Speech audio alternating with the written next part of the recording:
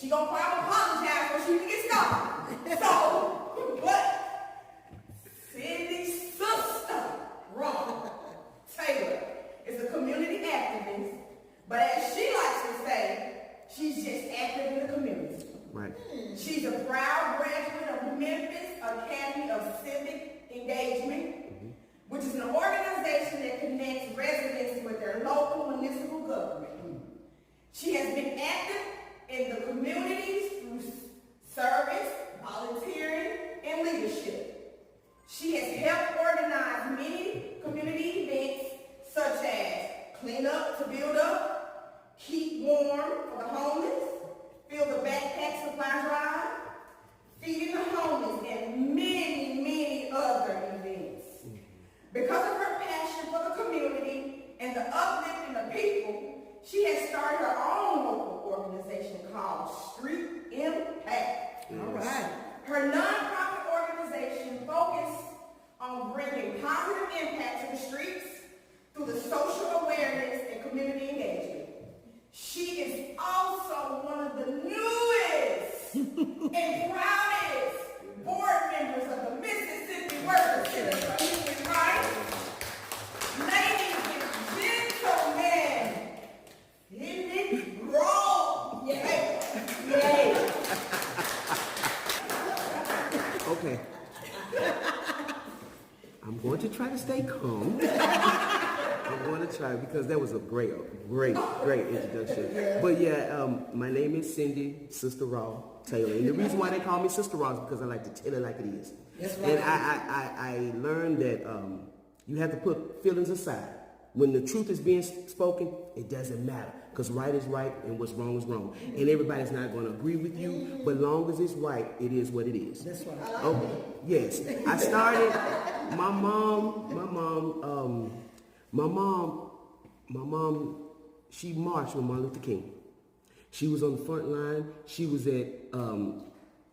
at Claiborne Temple when he did the mountaintop speech at his last one.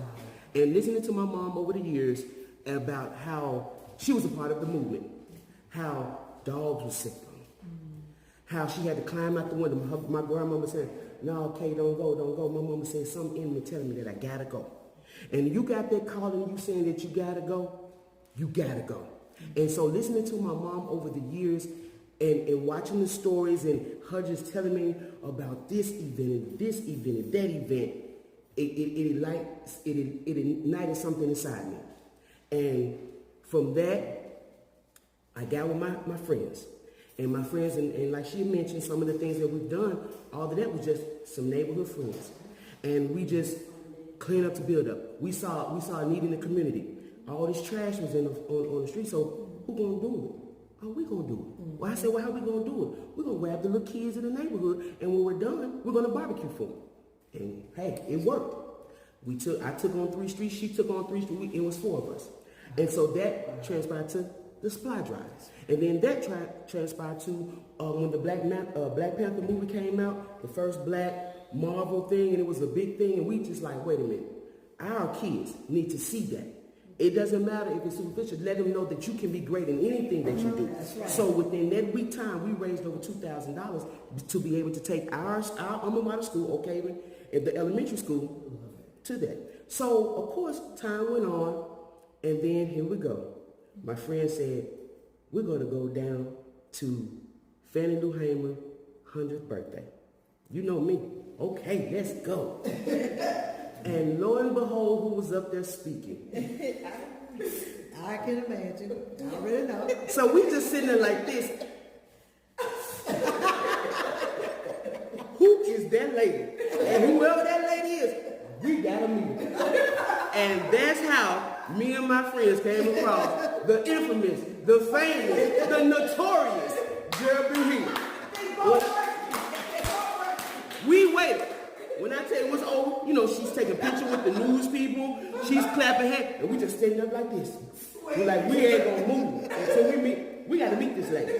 I don't know what it was, but we was in awe. And it was because I knew what my mom did, but to see somebody else that's a female on the other side and that's not scared.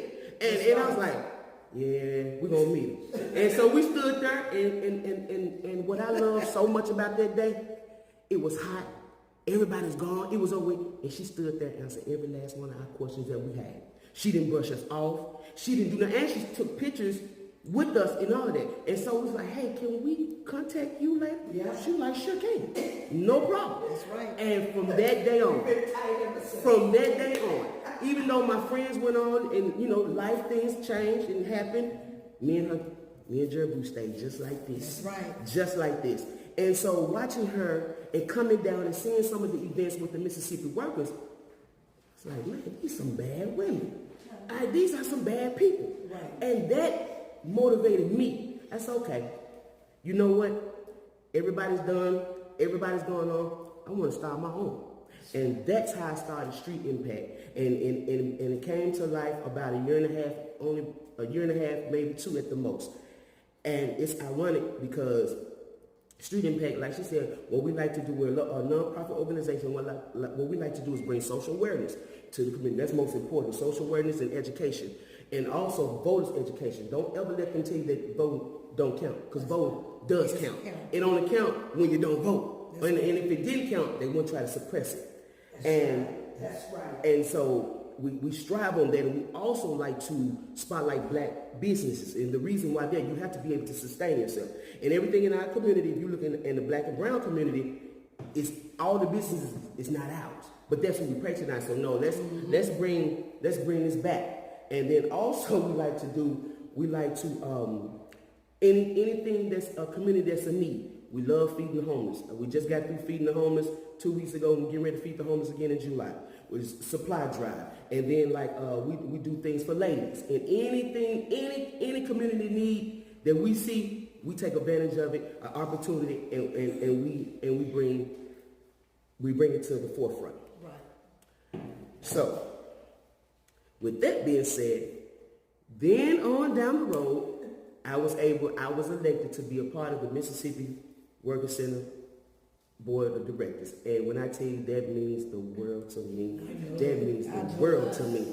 And it does. And for them to feel that way about me and recognize me all the way from Memphis, Tennessee, that means a lot. That means a whole lot.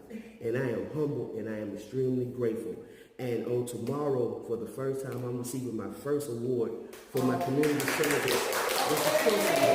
So it's actually paying off. Like she said, I don't do it for the glory. I don't do it for none of that. I do it because I do it for humanity. And that's the problem now. We're missing so much humanity. My thing, my mommy taught us, if she's hurt, God dog, you hurt too. That's and, right. you know, and if your neighbor needs some sugar, you go over there and get your neighbor some sugar. You know, because you're nothing by yourself. That's right. And that's what my mom, you're nothing by yourself. But when you stand together and you stand in solidarity, you can change anything. And the last thing that I want to say to you young people, the most important thing, let me tell you something. I hate when people say, oh, you can't change the world. Let me tell you something. You can change the world. The world that you can change is your world and your perspective of how you see your world. And so that means what? You have changed your world. Can't nobody change it but you. And if you don't like something that you see in your community, that's your world. That's your perspective. So guess what? You can change that. It does, just because it's been that way doesn't mean it's going to have to stay that way. So if you see something, I don't care if it's something small and simple. You take advantage of that. You organize. You bring people together and say, hey, this is an issue, and we don't like it, and we're not going to stand for it. And you take that. So you can change the world. Never forget that. Change the world. And like my mom always said, you should be ashamed to die if you haven't won a victory for humanity. You got to remember the people. You got to remember humanity. You have to care about people. You have to, and that's what we're missing now. Like you talk about crime and all that. Memphis is gone crazy. It is gone crazy. But see, that's the problem. People don't care about people's well-being anymore. I care. If she hurt, I'm hurt. So remember that. Thank you guys. I appreciate you guys. Thank you.